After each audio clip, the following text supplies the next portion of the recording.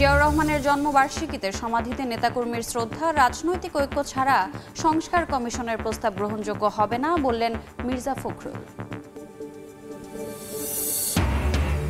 নির্বাচন নিয়ে রাজনৈতিক বক্তব্যে নারাজ ইসি, বিতর্কের ঊর্ধ্বে থাকবে এবারের ভোটার তালিকা, স্বচ্ছতার সঙ্গে হালনাগাদের আশ্বাস সিইসির।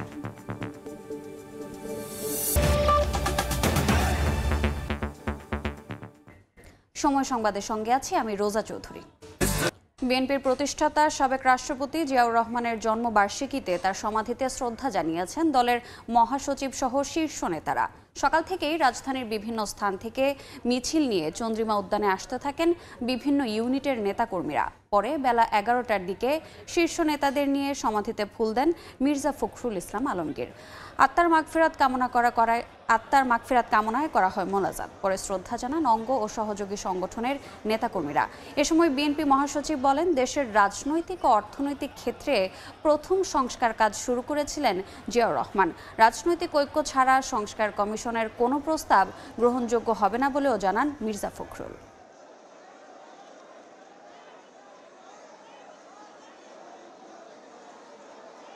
সংস্কার এবং নির্বাচনের মধ্যে কোনো বিরোধ নেই। সংস্কারও চলবে, নির্বাচন হবে এবং যে সরকার আসবে, যে দল সরকারে আসবে তারা সেই সংস্কারগুলোকে এগিয়ে নিয়ে যাবে। আমরা আমাদের দলের পক্ষ থেকে আমরা পরিষ্কার করে বলতে পারি যে আমরা প্রতিটি সংস্কারকে এগিয়ে নিয়ে যাব। সরকার যেটা বলেছে এবং যে পরিকল্পনা করেছে, যে রিপোর্টগুলো পাওয়ার পর রাজনৈতিক দলগুলোর সঙ্গে আলোচনা করবে, তারপরেই সিদ্ধান্ত হবে এবং ঐক্যমত ছাড়া কোনোটাই গ্রহণযোগ্য হবে না। এই মুহূর্তে চন্দ্রিমা উদ্যান এলাকায় আছেন সহকর্মী কামরুজ্জামান মামুন, সরাসরি যাচ্ছি সেখানে।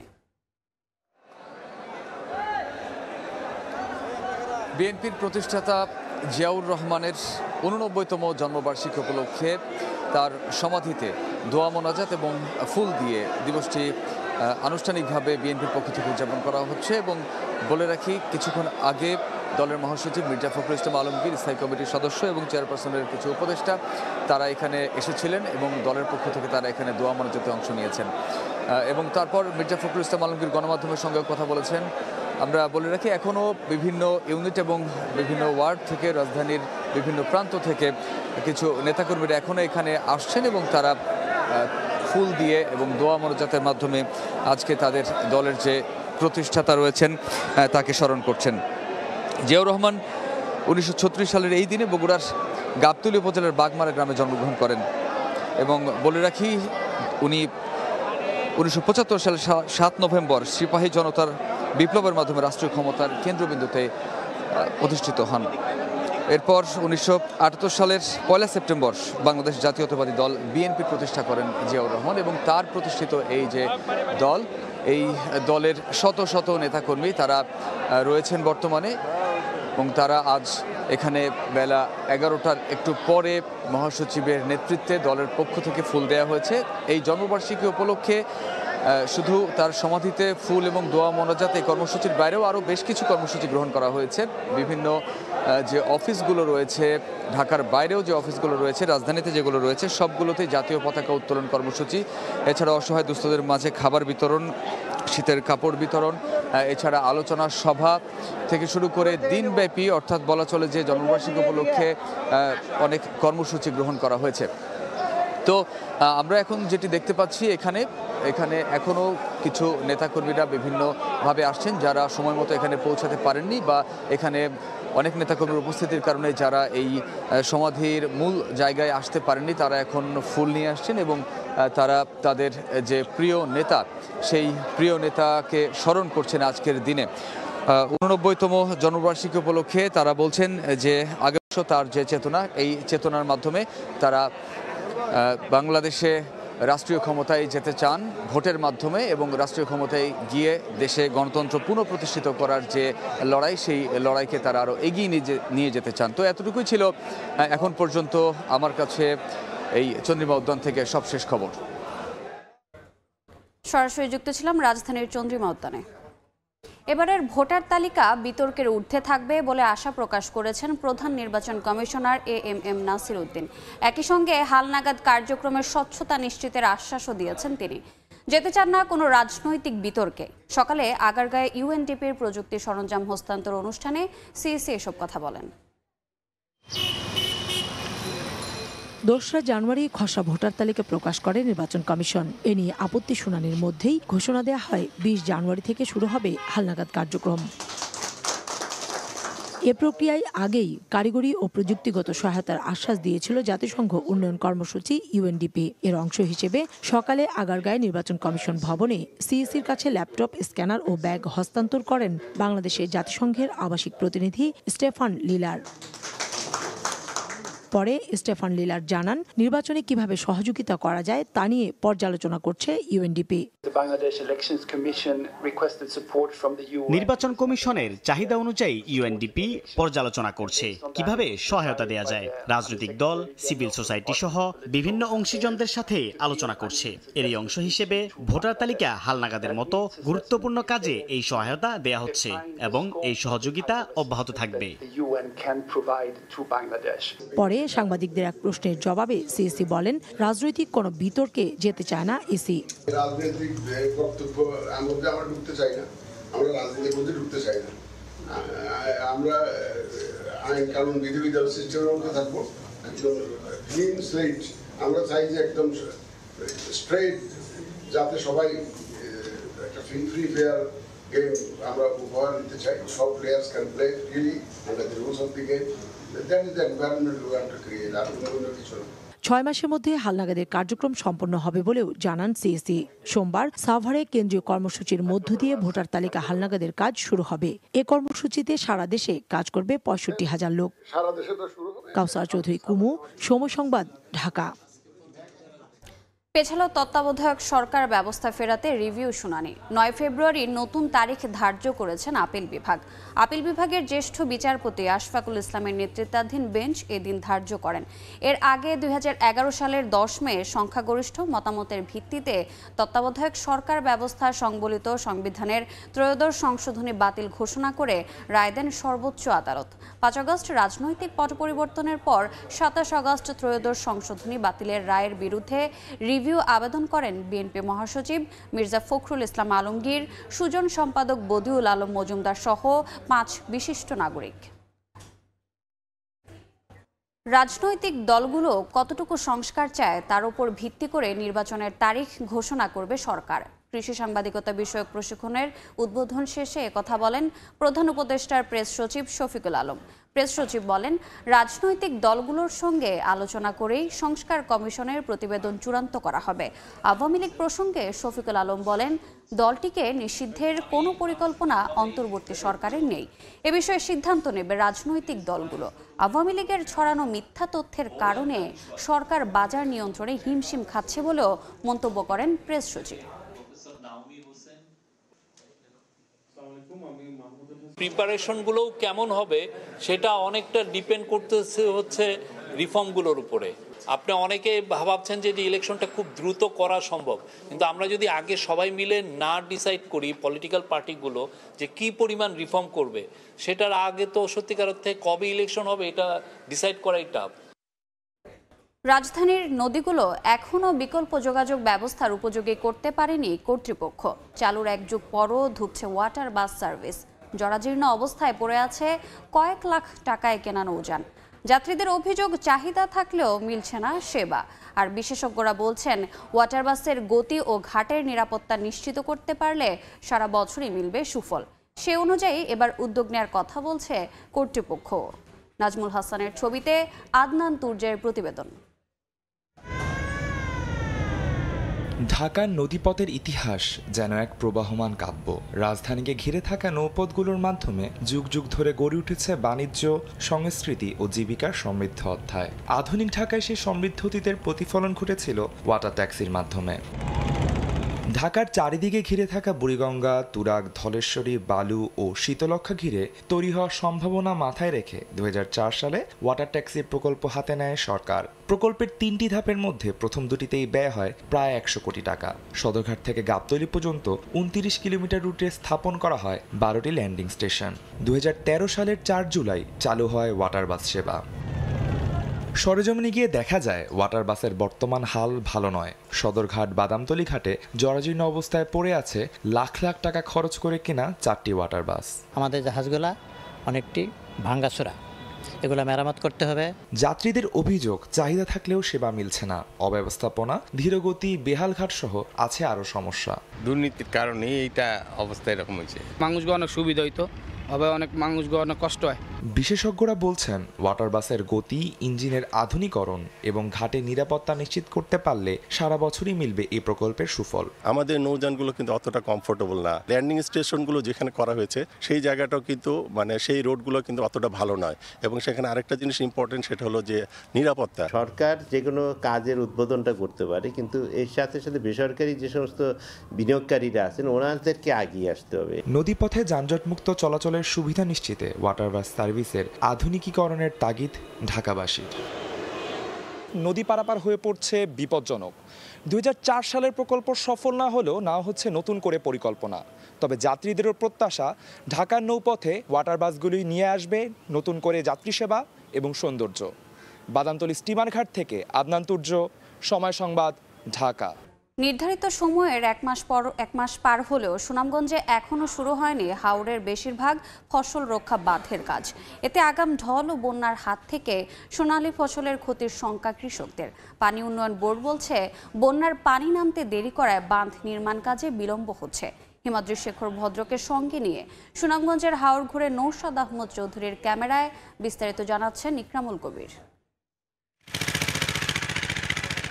কৃষকের নিপুণ হাতের ছোঁয়ায় সুনামগঞ্জের 12 উপজেলার হাওর জুড়ে বোরো ধানের সমারোহ, যেন দিগন্ত জুড়ে সবুজের গালিচা। হাওর পাড়ের কৃষকের ভাগ্য নির্ধারণ হয়ে থাকে একমাত্র ফসল বোরো ফসলের উপর। গেছে বার তো ধান হয়েছে ভালো, হাঁটছে ভালো, এবার দেখি হবে আমরা বলতে পারতাম না। সম্পূর্ণ আমরা এটার উপরে নির্ভর। একটা ফসল হয় আমরা এর মাঝে যদি বাদ ভাঙ্গা যদি আমরা লইয়া যাই তো আমরা শেষ একবারে। 2017 সালের আগাম বন্যায় এ অঞ্চলের শতভাগ ফসল হানিতে বিপাকে পড়েন জেলার কৃষকেরা। প্রভাব পড়ে জেলা পর্যায়ের অর্থনীতিতে। বাঁধ নির্মাণে অনিয়মের অভিযোগে ওই সময় পানি উন্নয়ন বোর্ডের 24 প্রকৌশলী ও কর্মকর্তার বিরুদ্ধে দুদকে মামলা করা হয়। পরে ফসল রক্ষা বাঁধ নির্মাণে নতুন নীতিমালা গঠন করে সরকার, যেখানে ঠিকাদারি প্রথা বাদ দিয়ে নির্দিষ্ট সময়ের মধ্যে প্রকল্প বাস্তবায়ন কমিটি বা পিআইসির মাধ্যমে বাঁধ নির্মাণের নতুন নিয়ম করা হয়। গত বছরের 15 ডিসেম্বর থেকে চলতি বছরের 28 ফেব্রুয়ারি পর্যন্ত বাঁধ নির্মাণ কাজের সময়সীমা নির্ধারণ করা হয়। নির্ধারিত সময়ে কাজ শেষ না হলে বড় মৌসুমে আগাম ঢল ও বন্যায় ফসলের ক্ষতির শঙ্কা হাওরের কৃষকদের। কিছুদিন পরে আবার বৃষ্টি শুরু হইব, বৃষ্টি শুরু হইলে তো ভাই এটা সঠিকভাবে মাটিটা বইব না। বানগুলো খুব ভালো হয় আর কি, এগুলো মার হয় আর কি, তখন তো আমরা কৃষক আর মরলাম না। শুরু করা না যায় তখন শেষ করতে তো প্রায় 7 মাস পর্যন্ত খাজাই যাবে, তখন তো দেখা যাইব যে কমপ্লেকশন হচ্ছে না। সুনামগঞ্জের দিরাই উপজেলার টাংনি হাওরের ফসল রক্ষা এই বাঁধ সহ উপজেলার অনেক বাঁধই এখনও সংস্কার কাজ সম্পন্ন হয়নি। ফলে হাওর পাড়ের মানুষেরা ফসল লাগিয়ে এখন আতঙ্কের মধ্যে দিন কাটাচ্ছেন। চলতি মৌসুমে জেলার ছোট বড় 134টি হাওরে 2,23,000 হেক্টর জমিতে বোরো ধানের আবাদের লক্ষ্যমাত্রা নির্ধারণ করা হয়েছে। সুনামগঞ্জ পানি উন্নয়ন বোর্ড বলছে, হাওর থেকে পানি দেরিতে নামায় প্রকল্প শুরু হতে দেরি হচ্ছে। আর জেলা প্রশাসক জানালেন, 28 ফেব্রুয়ারির মধ্যে কাজ শেষ না হলে অর্থ পরিশোধ করা হবে না। ইতিমধ্যে সকল পিআইসি সদস্যগণকে সংশ্লিষ্ট ইউনো এবং শাখা কর্মকর্তাগণ তাদেরকে প্রথম কিস্তির টাকা অগ্রিম হিসেবে প্রদান করেছে। সম্পূর্ণরূপে পুরো উদ্যমে কাজও শুরু হয়ে গেছে এবং 28 ফেব্রুয়ারির পরে যে পিআইসি গুলা কাজ সম্পন্ন করবে তাদের কোনো ধরনের বিল দেওয়া হবে না। 2023-24 অর্থ বছরে কাবিটা নীতিমালার আওতায় সুনামগঞ্জের 12 উপজেলার প্রায় 1000 কিলোমিটারে 675টি বাঁধ মেরামতে 124 কোটি টাকা বরাদ্দ দিয়েছে মন্ত্রণালয়। ইকরামুল কবির, সময় সংবাদ, সুনামগঞ্জ। আইএফআইসি ব্যাংকের চেক ডিজাইনার মামলায় বাংলাদেশ জাতীয় ক্রিকেট দলের সদস্য সাকিব আল হাসানের বিরুদ্ধে গ্রেফতারি পরোয়ানা জারি করেছেন আদালত। সকালে ঢাকার অতিরিক্ত চিফ মেট্রোপলিটন ম্যাজিস্ট্রেট জিয়াদুর রহমানের আদালত এ আদেশ দেন। সাকিব ছাড়াও এ মামলায় আরও 3 জনের বিরুদ্ধে গ্রেফতারি পরোয়ানা জারি করা হয়েছে। মামলার নথি থেকে জানা যায় সাকিব সহ 4 আসামির বিরুদ্ধে 4,14,57,000 টাকার ডিজনার মামলাটি করা হয় গত 15 ডিসেম্বর। মামলা করেন আইএফআইসি ব্যাংকের পক্ষে মোহাম্মদ শাহিবুর রহমান। পরে 18 ডিসেম্বর আসামিদের আদালতে হাজির হওয়ার জন্য আদেশ দেওয়া হয়, কিন্তু আসামিদের পক্ষ থেকে আদালতে হাজির না হওয়া এবং কোনো কিছু না জানা নয় আজ গ্রেফতারি পরোয়ানা জারি করা হলো। 4 দফা দাবিতে বরিশাল সিটি কর্পোরেশনের চাকরিচ্যুত 1.5 শতাধিক শ্রমিক বিক্ষোভ করেছে। এতে একাত্মতা প্রকাশ করেছে বৈষম্য বিরোধী ছাত্র আন্দোলন ও শ্রমিক ইউনিয়নের নেতারা। সকালে নগর ভবনের সামনে সড়কে মানববন্ধন ও বিক্ষোভ কর্মসূচি পালন করে তারা। এ সময় বিক্ষুব্ধরা অভিযোগ করেন বিনা নোটিশে 60 বছর বয়সের অজুহাত দেখিয়ে তাদের চাকরিচ্যুত করা হয়। দাবি করেন মানবিক বিবেচনায় চাকুরিতে বহাল সহ শ্রমিকদের বেতন ভাতা বৈষম্য দূর, মৃত শ্রমিকদের পরিবারকে অনুদান দিতে হবে। সিটি কর্পোরেশনের প্রধান নির্বাহী জানিয়েছেন যৌক্তিক যে কোনো দাবি মানা হলেও আইন বহির্ভূত কিছু করার এখতিয়ার নেই তার।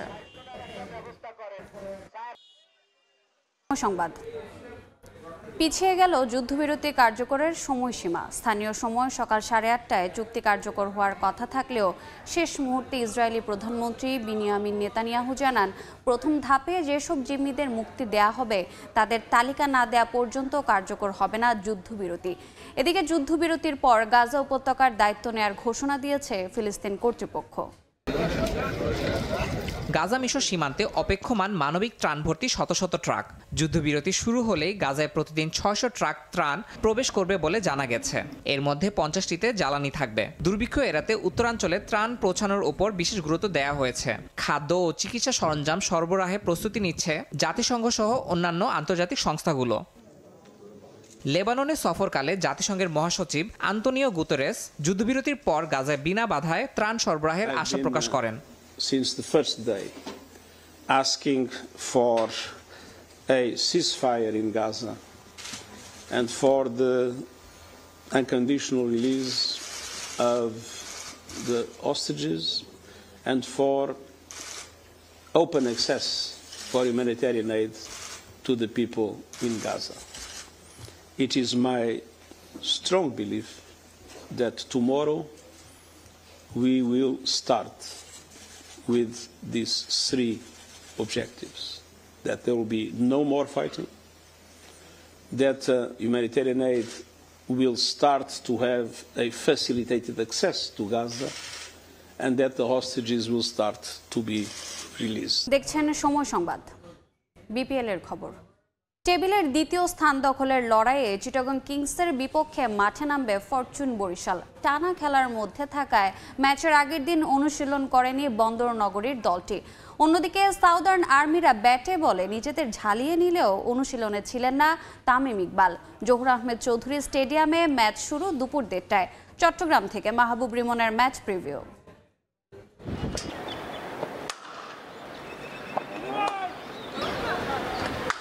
5 ইনিংসে 120 রান, স্ট্রাইক রেট 136। তবুও একটা বড় ইনিংসের ক্ষুধা তাওহিদ হৃদয়ের। রোয়ে শোয়ে নয়, কিংসের বিপক্ষে ম্যাচের আগে নেটে হাঁকালেন বড় বড় ছয়। হৃদয়ের ঠিক বিপরীত চিত্র নাজমুল শান্তর, নামের মতোই ধীর স্থির। একটা ভালো ইনিংস তার কাছে পাওনা রয়ে গেছে ফরচুন বরিশালের। কাগজে কলমে না হলেও বাস্তবতা বলছে সাগরিকায় দর্শকদের কাছে চলতি বিপিএল এর সবচেয়ে আরাধ্যের ম্যাচ। লোকাল বয় তামিমের কাছেও আবেগের। যদিও ম্যাচটির আগের দিন অনুশীলনে আসেননি বরিশাল অধিনায়ক। বলা হয় এবারের বরিশালের সাইড বেঞ্চের ক্রিকেটারদের নিয়েও করা দল দিতে পারবে চ্যাম্পিয়নশিপের ফাইট। অবস্থাটা এমন যে মালানের মতো ক্রিকেটারেরও সুযোগ মিলে না সেরা 11-য়। এতে অবশ্য ইতিবাচক কিছুই খুঁজছেন এই টপ অর্ডার ব্যাটসম্যান। এত ক্রিকেটার থাকলে সবাইকে সুযোগ দেওয়া একটু কঠিন, কম্বিনেশন ঠিক রাখাও কঠিন। তবে লোকাল ক্রিকেটাররা ব্যালেন্স ঠিক রাখছে, এটা দারুণ বিষয়। বাংলাদেশে আসলে চ্যালেঞ্জটা হলো আমরা আমাদের মানের উইকেট পাই না। তবে এবার ঢাকা, সিলেটের পর চট্টগ্রাম সব জায়গার উইকেটই দারুণ। নেটে টাইগার লিগে রিশাদের সঙ্গে মালানের মৃদু প্রতিদ্বন্দ্বিতা জমে উঠেছিল বেশ। রিশাদের পাশাপাশি মুগ্ধতা ছড়ল তামিমের অধিনায়কত্বেও। দলে একজন লেগ স্পিনার আপনাকে ভেরিয়েশন দেবে। রিশাদকে বেশি বেশি ম্যাচ খেলার সুযোগ দিতে হবে। যত বেশি খেলবে তত বেশি পরিণত হবে। তামিম দারুণভাবে দল পরিচালনা করছে। কে খেলছে কে খেলছে না, কেন খেলছে না তা পরিষ্কার করছে। অন্যদিকে ঘরের মাঠে টানা ম্যাচ থাকায় অনুশীলন করেনি চিটাগং কিংস। বোলিং ইউনিট দুর্দান্ত হলেও তাদের ভাবাচ্ছে ব্যাটিং। এ ম্যাচ জয়ী দল পোক্ত করবে টেবিলের 2 নম্বর জায়গা। মাহবুব রিমন, সময় সংবাদ, চট্টগ্রাম। এ পর্যায়ে শীর্ষ সংবাদগুলো জানিয়ে দিচ্ছি আরেকবার। জিয়াউর রহমানের জন্মবার্ষিকীতে সমাধিতে নেতাকর্মীর শ্রদ্ধা। রাজনৈতিক ঐক্য ছাড়া সংস্কার কমিশনের প্রস্তাব গ্রহণযোগ্য হবে না বললেন মির্জা ফখরুল। মাঠে ফেরাটা আরও কঠিন হলো সাকিব আল হাসানের। আইএফআইসি ব্যাংকের চেক ডিজনার মামলায় অলরাউন্ডারের বিরুদ্ধে গ্রেফতারি পরোয়ানা জারি, আসামি আরও 3 জন।